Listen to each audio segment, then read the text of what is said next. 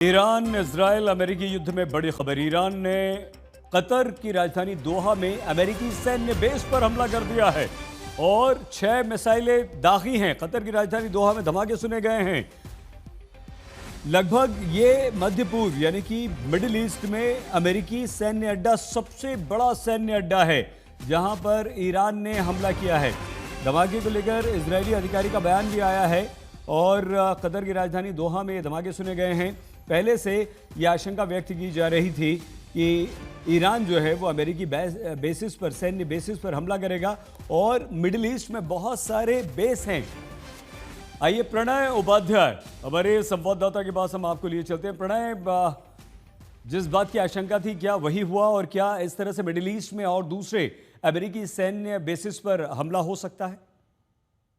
देखिए, इस आशंका से इनकार नहीं किया जा सकता सईद, लेकिन आज जो हुआ है यानी ईरान की तरफ से जो कार्रवाई की गई है, जो रिपोर्ट्स आ रही हैं, कतर की राजधानी दोहा के अंदर एयर स्पेस बंद कर दिया गया है। आसमान के अंदर जो है वो जो एयर डिफेंस गन्स हैं वो चलती हुई नजर आ रही हैं। बताया जा रहा है कि करीब आधा दर्जन जो है मिसाइलें फायर हुई हैं। हालांकि आधिकारिक तौर पर इसकी पुष्टि होने का इंतजार किया जा रहा है कि आखिर कितनी मिसाइल्स फायर हुई हैं, लेकिन जो खबर मिल रही है उसके मुताबिक अल उदैद जो बेस है अमेरिका का, वहां पर, चूंकि वहां पर अमेरिकी फौजी मौजूद हैं और आपको याद होगा कुछ हफ्ते पहले जब अमेरिकी राष्ट्रपति डोनाल्ड ट्रंप मध्य पूर्व के या मिडिल ईस्ट के दौरे पर थे, तब उस दौरान वो अल उदैद के इस एयरबेस के ऊपर भी गए थे। अमेरिकी जी। सैनिकों से उन्होंने मुलाकात की थी और अब यही जो बेस है अच्छा प्रणय, उसको निशाना बनाते हुए ईरान की तरफ से मिसाइलें दागी गई हैं। जी। आपने अमेरिकी सैनिकों की बात कही है, तो मिडिल ईस्ट में 40,000 से ज़्यादा अलग अलग जगहों पर अमेरिकी सैनिक तैनात हैं और इस तरह की भी आशंका व्यक्त की जा रही है कि उन पर भी हमले हो सकते हैं। इस संभावना पर कितनी हम बात कर सकते हैं? देखिए, इस आशंका को नकारा नहीं जा सकता सईद, और खबर ये भी मिल रही है कि इराक की जो एयर स्पेस है वहां भी काफी एक्टिविटी नोटिस की गई है। हालांकि इराक सरकार की तरफ से कोई आधिकारिक बयान नहीं आया है, लेकिन वहां पर एक अल असद बेस है जहां पर अमेरिकी फौजी बड़ी संख्या में तैनात हैं। आपको याद होगा कि 2020 के अंदर जब मेजर जनरल कासिम सुलेमानी को बगदाद के अंदर अमेरिका ने मारा था ईरान के, और जी। उसके बाद में ईरान की तरफ से जो जवाबी कार्रवाई हुई थी उसमें इराक में ही अमेरिका के बेस को निशाना बनाते हुए मिसाइलें दागी गई थी। हालांकि वो टेंशन इसलिए नहीं बढ़ा था कि अमेरिका की तरफ से कहा गया कि उन्हें किसी तरीके का जान माल का नुकसान नहीं हुआ है, इसलिए अमेरिका इस मामले को बढ़ाना नहीं चाहता। लेकिन अभी के हालात अलग हैं। क्या अमेरिका इस मामले के अंदर अपने इस बेस के ऊपर निशाना बनाए जाने के बाद में क्या कार्रवाई करता है? साथ ही ये भी देखना होगा कि क्या यहाँ पर कोई ह्यूमन लाइफ लॉस हुआ है, प्रणय। क्या अमेरिकी फौजियों की जी। मौत हुई है? अगर ऐसा होता है, अगर इंपैक्ट हुआ है, तब फिर इसका एस्केलेशन लेवल बढ़ जाएगा। बढ़ेगा। अगर इस एयरबेस के ऊपर मिसाइलें जो दागी गई उनको इंटरसेप्ट कर लिया गया और कोई नुकसान नहीं हुआ, तब हो सकता है कि इस मामले के अंदर एस्केलेशन बहुत ज्यादा ना हो। लेकिन एक लेकिन महत्वपूर्ण प्रणय, बात सईद जी, बताइए बताइए, सईद, प्लीज यहाँ पर प्लीज प्लीज बताइए। छोटी सी बात ये नोटिस करने लायक है कि अभी तक ये जो लड़ाई है वो ईरान और इजराइल के बीच चल रही थी। दोनों एक दूसरे पर वार कर रहे थे, लेकिन अब इस अखाड़े के अंदर, इसकी आंच के अंदर तीसरा देश भी जद के अंदर आ गया है। अमेरिका शामिल जरूर हुआ था, लेकिन यहाँ पर कतर जो है, जिसने ना तो यहाँ पर सेना भेजी है, ना कतर ने किसी तरीके की कोई भूमिका थी कतर की, लेकिन अब कतर भी इसकी जद में आ गया है। यानी जाहिर तौर पर इसका दायरा बढ़ता हुआ नजर आ रहा है। लेकिन अमेरिका की तरफ से आज बयान आया था कि वो इस तनाव को बढ़ाना नहीं चाहता और बातचीत से समाधान निकालना चाहता है न्यूक्लियर साइट्स पर हमला करने के बाद। ईरान रुक क्यों नहीं रहा है? इसके पीछे कारण क्या है प्रणय? देखिए सईद, ईरान क्यों नहीं रुक रहा है, ये बड़ा मौजूद सवाल है। लेकिन ईरान का ये कहना है कि ईरान के ऊपर लगातार हमले हो रहे हैं। ईरान से ये अपेक्षा करना कि उसके न्यूक्लियर साइट से लेकर उसकी जो मिलिट्री बेसिस हैं, उसकी जो पॉलिटिकल स्टैब्लिशमेंट है, हर किसी चीज को निशाना बनाया जाता है। तो ऐसे में जब तक कि उस पर हमला हो रहा हो, उससे ये अपेक्षा कैसे की जा सकती है कि वो जवाबी कार्रवाई करने की बजाय बातचीत की मेज पर आएगा? और अमेरिकी राष्ट्रपति जो कह रहे हैं कंप्लीट सरेंडर, टोटल सरेंडर, उस तरीके की स्थिति की कोई संभावना नहीं है। ईरान की जनता जिस तरीके से नजर आई है, जिस तरीके के विरोध प्रदर्शन हुए हैं अमेरिकी कार्रवाई के बाद, उसके चलते ईरान की सरकार, ईरान की सेना के ऊपर भी बहुत दबाव है कि कोई ना कोई जवाबी कार्रवाई होनी चाहिए, क्योंकि अमेरिका ने ईरान की सॉवरेनिटी को वायलेट किया है, उसकी संप्रभुता को चोट पहुंचाई है, और इसलिए ईरान की तरफ से कार्रवाई की जाने का जो दबाव है जी। वो ईरान की जनता की तरफ से भी है, और यही वजह है कि ईरान की तरफ से ये कार्रवाई की गई है। लेकिन ये कार्रवाई क्या इस तनाव को कम कर पाएगी, या इसने इस तनाव को और बढ़ा दिया है? अभी ये देखना होगा, क्योंकि अभी तो हॉर्मुज स्ट्रेट बंद करने की बात चल रही थी। अभी ये बात चल रही थी कि रूस के अंदर जो है वो डिप्लोमेटिक ऑप्शंस पे एक्सप्लोर किए जा रहे हैं। रूस के इसमें मध्यस्थता कर सकता है, और इसमें इसी बीच में ये जो एक सैन्य तनाव का नया जो अध्याय है वो खुलता हुआ नजर आ रहा है, एक नया मोर्चा खुलता हुआ नजर आ प्रणय। रहा है, क्योंकि कतर जो है वहां पर वार किया गया है। कतर का अल उदैद जो बेस है, जी, जहां पर अमेरिकी फौजी मौजूद हैं, जी, जी। वहां पर ये जो स्ट्राइक है, इससे नया डायमेंशन खुल जाता है। लेकिन जी। ये कतर में, दोहा में इकलौता सैन्य बेस तो अमेरिका का है नहीं। अमेरिका के तो मिडिल ईस्ट में बहुत सारे सैन्य बेसिस हैं। आपको लगता है कि हमले और जगह भी होंगे? ये बिल्कुल स्वाभाविक और प्रासंगिक सवाल है सईद। इस बात से, इस आशंका से इनकार नहीं किया जा सकता। जो लगातार रिपोर्ट्स हमें मिल रही हैं, उसके मुताबिक जो बहरीन है, बहरीन भी एकदम अक्रॉस है फारस की खाड़ी के अंदर ईरान के, और बहरीन के अंदर भी हाइटेंड अलर्ट कर दिया गया है। वहाँ पर भी जो है इस समय जो एयर डिफेंस हैं, सिस्टम्स हैं, वो एक्टिवेट किए गए हैं। और बहरीन के अंदर 2 दिन पहले ही इन तमाम आशंकाओं के मद्देनज़र ये इंस्ट्रक्शन जारी कर दिए गए थे। लोगों से भी कहा गया था कि वो बिना वजह सड़क पर आवाजाही कम से कम रखें, स्कूल कॉलेज बंद कर दिए गए हैं, वर्क फ्रॉम होम टाइप की जो स्थिति है, उसके लिए लोगों को कह दिया गया है, ताकि जो डैमेज है, नुकसान है, उसको मिनिमाइज़ किया जा सके। ये आपने बिल्कुल ठीक कहा, अमेरिका के कई बेसेस हैं, अमेरिका के बेसेस जो हैं वो सऊदी अरब में हैं, यूएई में हैं, ओमान में हैं, कतर में हैं, कुवैत में हैं, इराक में हैं, और इस पश्चिम एशिया के पूरे इलाके के अंदर अमेरिका के करीब 40,000 फौजी जो हैं, वो तैनात हैं, जैसा आपने भी अभी बताया, और जी। कई एसेट्स जो अमेरिका के हैं, वो इस इलाके के अंदर तैनात हैं। तो क्या ईरान इन तमाम इलाकों को, क्या तमाम देशों को, या तमाम बेसेस को निशाना बनाएगा, या कतर ही क्यों? आखिर कतर को ही निशाना ठीक। क्यों बनाया गया? ये सवाल भी लोगों प्रणय, के मन में उठ सकता है। बिल्कुल। कतर और ईरान के रिश्ते जो हैं, वो तनावपूर्ण रहे हैं, और इसमें हो सकता है कि ईरान की तरफ से डबल स्कोर सेटलिंग की कोशिश की गई हो। बिल्कुल, बिल्कुल। जी। एक बात और प्रणय, अमेरिकी जी। राष्ट्रपति ट्रंप तो शांति दूत बनने निकले थे। वो हर हुँ, युद्ध को बंद करवाने की बात कर रहे हैं, मध्यस्थता कर रहे हैं, करवाने के लिए खुद को पेश भी कर रहे हैं। हुँ। क्या फंस गए ट्रंप? क्योंकि जिस तरह से ईरान अब हमले कर रहा है, कह रहा है कि हम अमेरिका को भी कड़ा मुंह तोड़ जवाब देंगे। लगता है कहीं ना कहीं उनको बैकफुट पर जाना पड़ेगा। देखिए, अभी ये कहना बहुत जल्दबाज़ी होगी कि इनमें से कौन बैकफुट के ऊपर जाएगा। लेकिन ईरान और अमेरिका, या ईरान और इज़राइल की अगर सैन्य क्षमता की बात आप तुलना देखें, तो ये तो स्वाभाविक रूप से है कि अमेरिका और ईरान की कोई सैन्य तुलना नहीं है। अमेरिका बहुत बड़ी सैन्य ताकत है, उसकी तुलना में ईरान उतनी बड़ी सैन्य ताकत नहीं है। लेकिन क्या ईरान इसका दायरा बढ़ाते हुए दूसरे खाड़ी के देशों के इलाकों के अंदर अमेरिकी जो बेसेस हैं, उनको निशाना बनाएगा? अगर ऐसा होता है, तो फिर इस जंग का दायरा ज़्यादा बढ़ेगा भी सही। जैसा मैंने आपसे कहा सईद, कि यहाँ पर बहुत सारी चीज़ें इस पे तय होंगी कि क्या कोई जान-माल का नुकसान हुआ है। अगर अमेरिकी जानों का नुकसान हुआ, तब फिर डोनाल्ड ट्रंप जो हैं, वो और इस मामले के अंदर उलझ जाएँगे। फिर उन्हें सीधे तौर पर ऐलान जंग भी करना पड़ सकता है, क्योंकि अगर अमेरिकी जानें जाती हैं, तब इसका दबाव राष्ट्रपति डोनाल्ड ट्रंप के ऊपर होगा। और अगर अमेरिकी जानें नहीं जाती हैं, या कोई बहुत ज़्यादा बड़ा नुकसान नहीं होता है, जो मिसाइल्स दागी गईं, वो एक तरीके से एक क्लोज़र भी हो सकता है कि आप दाग लीजिए, हमने उन्हें इंटरसेप्ट कर दिया, ना तुम हारे, ना हम जीते, और इस तरीके की स्थिति के अंदर एक एक क्लोज़र इसके अंदर हो जाए। अभी ये सब कुछ कहना जल्दबाज़ी होगी, क्योंकि अभी पश्चिम एशिया के आसमान के अंदर काफ़ी एयर एक्टिविटी चल रही है सईद।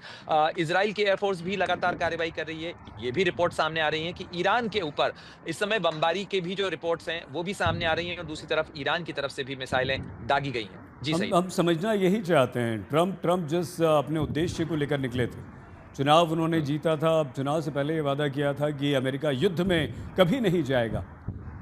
तो हुँ। यहाँ ट्रंप एक प्रेसिडेंट के तौर पर, ट्रंप आपको उसके बाद बात करते हैं लगातार, ट्रंप ने हाई लेवल मीटिंग बुला ली है।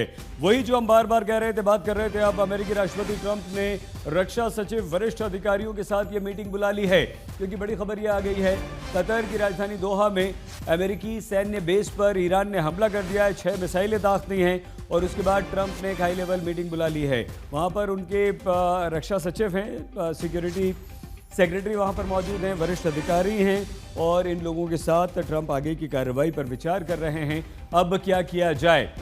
तो सिचुएशन रूम में इस समय ट्रंप की मीटिंग चल रही है, इंपॉर्टेंट मीटिंग है। दोहा में धमाके और अमेरिकी बेस, सैन्य बेस को निशाना बनाने के बाद ये मीटिंग काफ़ी महत्वपूर्ण हो जाती है। क्या अब प्रणय, क्या अब हम ये माने कि अमेरिका जवाब ज़रूर देगा इस मीटिंग के बाद?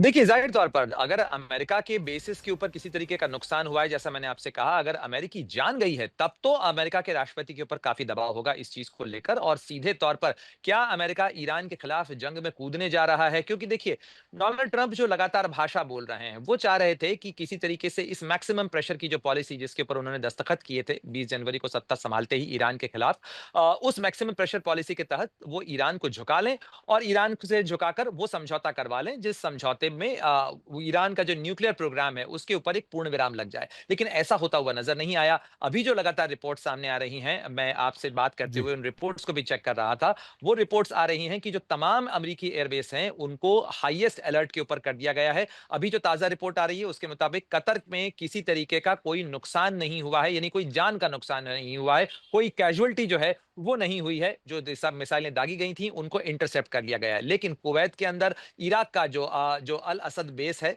वहां पर भी सुरक्षा बढ़ा दी गई है। ये बात आपने बिल्कुल ठीक कही। सही, जी। ये सवाल तो खड़ा हो ही रहा है। अमेरिका की राजनीति भी इस मामले में कुछ बटी हुई नजर आ रही है कि डोनाल्ड ट्रंप जो कह रहे थे कि लड़ाई वो शुरू नहीं करना चाहते हैं, वो युद्ध बंद करना चाहते हैं, वो पीस मेकर हैं, वो डील मेकर हैं। लेकिन क्या अमेरिका एक नई जंग के अंदर कूदने जा रहा है? क्या अमेरिका इस जंग के अंदर शामिल हुआ तो एक लंबा अध्याय जंग का यहां से शुरू होगा, या इसके अंदर कोई ऑफ रैंप हो सकता है? ऑफ रैंप यानी यहां से क्या हम किसी जो है तनाव को कम करने की ढलान के ऊपर उतर सकते हैं? अभी ये सारी चीजें तय होना बाकी हैं। व्हाइट हाउस के अंदर जो बैठक है वो पहले से तय थी सईद। ये अच्छा। नेशनल सिक्योरिटी कमेटी की बैठक है। अच्छा, ठीक है। ट्रंप ये अपने मतलब आला हमले अधिकारियों हमले के के बाद साथ में नहीं ये है। बैठक ये क्लियर जी कर दीजिए प्लीज, प्रणय। जी, 10:30 बजे। जी, जी। आज 10:30 बजे के करीब का भारतीय वक़्त के अनुसार जो 10:30 बजे का वक़्त था, वो मुकर्रर था। वाशिंगटन में करीब 1 बजे के वक़्त पे ये बैठक बुलाई गई थी। ये नेशनल सिक्योरिटी असेसमेंट की मीटिंग थी। ट्रंप अपने सैन्य अधिकारियों और अपने जो राष्ट्रीय सुरक्षा अधिकारी हैं, उनके साथ ये आकलन करना चाहते थे। लेकिन जिस समय में ट्रंप ये बैठक कर रहे हों, रिव्यू कर रहे हों, उसी दौरान ईरान की तरफ से मिसाइलें दाग दी गई हों, तो आप समझ सकते हैं कि किस समय के क्या हालात होंगे वहाँ पर, क्या असेसमेंट वहाँ पर किया जा रहा होगा और इसके बाद डोनाल्ड ट्रंप और उनके प्रशासन की तरफ से क्या बयान दिया जाता है, ये प्रणय, सबसे महत्वपूर्ण होगा कि अब अमेरिका का रुख क्या होगा। प्रणय, क्या रूस और नॉर्थ कोरिया से ईरान को हिम्मत मिल रही है? देखिए, रूस की तरफ से आया जो बयान है, वो आज ज़ाहिर तौर पर एक आप कह सकते हैं आप कि ईरान के लिए जो है वो कुछ ताकत का बूस्टर देने वाला तो है ही, जिस तरीके से समर्थन जताया है और साथ ही अमेरिका की आलोचना की है रूस के राष्ट्रपति व्लादिमीर पुतिन की तरफ से। साथ ही रूस ने जिस तरीके से हमदर्दी जताई है, लेकिन अभी किसी तरीके का कोई वेपन ट्रांसफर नहीं हुआ है। साथ ही रूस की तरफ से कोई आधिकारिक बयान ये नहीं आया है कि यदि ईरान के साथ में कुछ होता है या ईरान पर कोई वार होता है, तो रूस इस मामले में कोई सुरक्षा सुरक्षा समझौता करते हुए इसके अंदर वो शामिल होगा और वो रूस पर वार मानेगा। तो रूस पहले ही उलझा हुआ है। वो यूक्रेन के साथ जंग बंद करवाने और उसके लिए अमेरिका के साथ चर्चा कर रहा है। बातचीत ज़रूर हुई है राष्ट्रपति पुतिन की, राष्ट्रपति ट्रंप के साथ भी बातचीत हुई है, उनकी बेंजामिन नेतन्याहू के साथ भी बातचीत हुई है, ईरान के राष्ट्रपति मसूद पज़ेश्कियान से भी उनकी बातचीत हुई है। लेकिन इस बातचीत के बीच ये जो एस्केलेशन है, यानी अमेरिका की कार्रवाई, उसके बाद ये ईरान की कार्रवाई और इनफैक्ट अगर हम आज सुबह से लेकर अभी 12 घंटे का वक्त देखें, तो आज इजराइल और ईरान के बीच भी जबरदस्त बमबारी हुई है। दोनों ने एक दूसरे के कई इलाकों को और निशाना प्रणय, बनाते प्रणय, एक हुए बड़ी खबर आ गई जबरदस्त है, स्ट्राइक बताते किया। हैं आपको, उसके बाद बात करते हैं। अमेरिका ने जितना बॉम्ब मारा उतना हमने भी मारा। ईरान ने यह कहा कि हमने बदला ले लिया है, अमेरिका के साथ हमने हिसाब बराबर कर दिया है और हमने भी उतने ही बॉम्ब मारे हैं जितना अमेरिका ने बॉम्ब मारे थे हमारी 3 न्यूक्लियर साइट्स पर। रोहित शर्मा हमारे संवाददाता सीधे अमेरिका वाशिंगटन से हमारे साथ हैं। रोहित, ये बड़ी खतरनाक खबर आ गई है यहाँ पर और प्रणय ने एक बहुत अच्छी बात कही थी कि ईरान ने मिसाइल दाग दी हैं, अमेरिका की तरफ से यही बयान आएगा कि हमने इंटरसेप्ट कर दी हैं और हिसाब बराबर अगर जान माल का कोई नुकसान नहीं होता है तो। लेकिन इस समय ट्रंप की बैठक चल रही है रोहित, वहाँ किस तरह की प्रतिक्रिया है इस अमेरिकी सैन्य बेस पर हमले के बाद? देखिए, मेरी यहाँ पे व्हाइट हाउस ऑफिशियल से बात हुई, उन्होंने कंफर्म किया, उन्होंने कहा कि वो मॉनिटर कर रहे हैं सिचुएशन को, डिपार्टमेंट ऑफ डिफेंस देख रहा है। और एक बार फिर से बता दें हम, उसके बाद दोबारा आते हैं। ईरान के हमले पर कतर का भी बड़ा बयान आ गया। लगातार बड़ी खबरें आ रही हैं, अमेरिकी सैन्य अड्डे पर कोई हताहत नहीं हुआ है, ये कतर की तरफ से बयान आया है। हाँ, इसका मतलब ये हुआ अब कि हमला तो हुआ है, ये कंफर्म हो गया है, ईरान ने हमला किया है। अगर कतर का ये बड़ा बयान आया है, कतर ने कहा है कि दोहा में अमेरिकी सैन्य अड्डे पर ईरान ने हमला किया है, लेकिन उसमें कोई हताहत नहीं है। हमारे दोनों संवाददाता रोहित शर्मा, प्रणय उपाध्याय। प्रणय, जो बात आप कर रहे थे, देखिए उस बात की यहाँ पर पुष्टि होती है। रोहित, मैं प्रणय के पास जाऊंगा, लेकिन आप प्लीज अपनी बात पूरी कीजिए। हाँ, मैं यही कह रहा था कि यहाँ पे भी एक्नॉलेजमेंट हो गई थी कुछ 15-20 मिनट पहले। उन्होंने कहा यहाँ पे व्हाइट हाउस ने कि वो मॉनिटर कर रहे हैं सिचुएशन को और जो फर्दर एक्शन होगा इस पे वो नेशनल सिक्योरिटी काउंसिल की जो मीटिंग है उसके बाद होगा।